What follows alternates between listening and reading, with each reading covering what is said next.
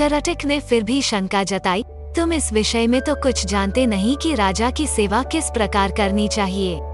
ऐसी स्थिति में उसे वश में कैसे कर लोगे? दमनक बोला, राजसेवा के बारे में मैं नहीं जानता, यह तुम कैसे कह सकते हो? बचपन में पिता के साथ रहकर मैंने सेवा धर्म तथा राजनीति के विषय में जो कुछ भी सुना, सब अच्छी तरह सीख लिया है। इस पृथ्वी में अपार स्वर्ण है, उसे तो बस शूरवीर तथा राजा के चतुर सेवक ही प्राप्त कर सकते हैं। करटिक को फिर भी विश्वास नहीं आ रहा था। उसने कहा, मुझे यह बताओ कि तुम पिंगलक के पास जाकर कहोगे क्या? अभी से मैं क्या कहूँ? वार्तालाप के समय तो एक बात से दूसरी बात अपने आप निकलती जाती है। जैसा प्रसंग आएगा वैसी ही बात करूँगा। उचित अनुचित और समय का विचार करके ही जो कहना होगा कहूँगा। पिता की गोद में ही मैंने यह नीति वचन सुना है कि अप्रासंगिक बात कहने वाले को अपमान सहना ही पड़ता है, चाहे वो देवताओं के गुरु बृहस्पति ही क्यों न हो। करटिक ने कहा, तो फिर यह भी याद रखना कि शेर, बाघ आदि हिंस्र जंतुओं तथा सर्प जैसे कुटिल जंतुओं से संपन्न पर्वत जिस प्रकार दुर्गण और विषम होते हैं, उसी प्रकार राजा भी क्रूर तथा दुष्ट व्यक्तियों की संगति के कारण बड़े कठोर होते हैं, जल्दी प्रसन्न नहीं होते, और यदि कोई भूल से भी राजा की इच्छा के विरुद्ध कुछ कर दे तो सांप की तरह डसकर उसे नष्ट करते उन्हें देर नहीं लगती। दमनक बोला, आप ठीक कहते हैं।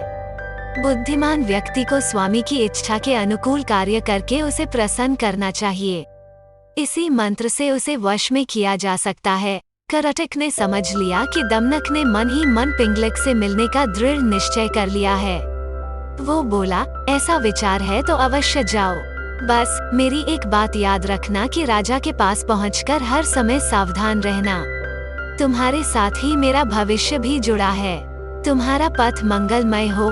करटिक की अनुमति पाकर दमनक उसे प्रणाम करके पिंगलक से मिलने के लिए चल पड़ा। सुरक्षा के लिए व्यूह के बीचों बीच बैठे पिंगलक ने दूर से ही दमनक को अपनी ओर आते देख लिया। उसने व्यूह के द्वार पर नियुक्त प्रहरी से कहा, मेरे पूर्व महामंत्री का पुत्र दमनक आ रहा है, उसे निर्भय प्रवेश करने दो और उचित आसन पर बैठाने का प्रबंध करो। दमनक ने बेरोक टोक पिंगलक के पास पहुंचकर उसे प्रणाम किया।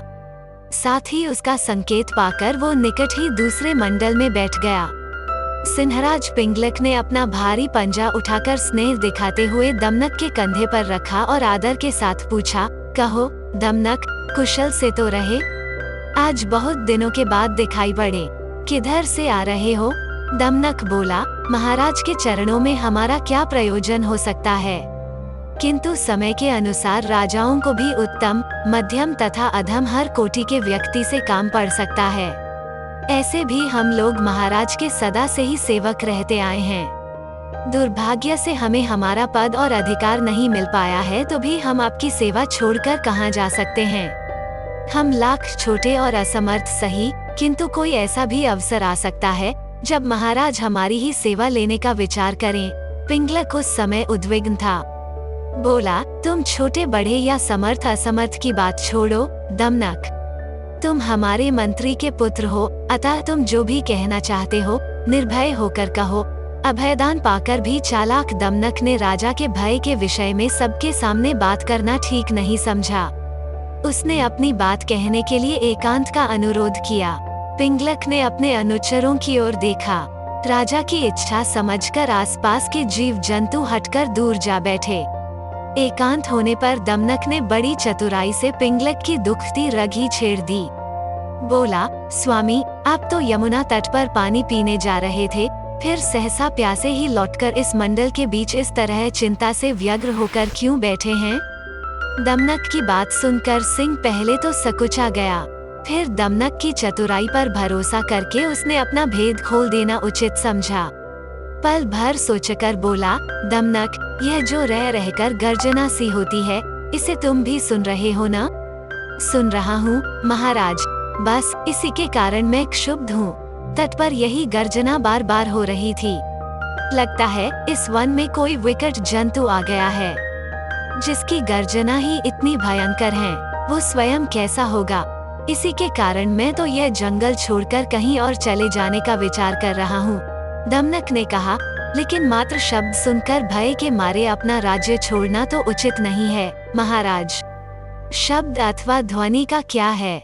कितने ही बाजों की ध्वनि भी गर्जना किसी बड़ी गंभीर होती है और अपने पुरखों का स्थान छोड़ने से पहले पता तो करना ही चाहिए कि ध्वनि का कारण क्या है। यह तो गोमायु गीदड़ की तरह डरने की बात हुई, जिसे बाद में पता चला कि ढोल में तो पोल ही पोल है। पिंगलक ने पूछा, गोमायु गीदड़ के साथ क्या घटना हुई थी? दमनक गोमायु की कहानी सुनाने लगा। दोस्तों, अगर कहानी पसंद आई हो तो वीडियो को लाइक करें और अपने दोस्तों के साथ शेयर करें और कमेंट करके बताइए आपको किस तरह की कहानी पसंद है। धन्यवाद।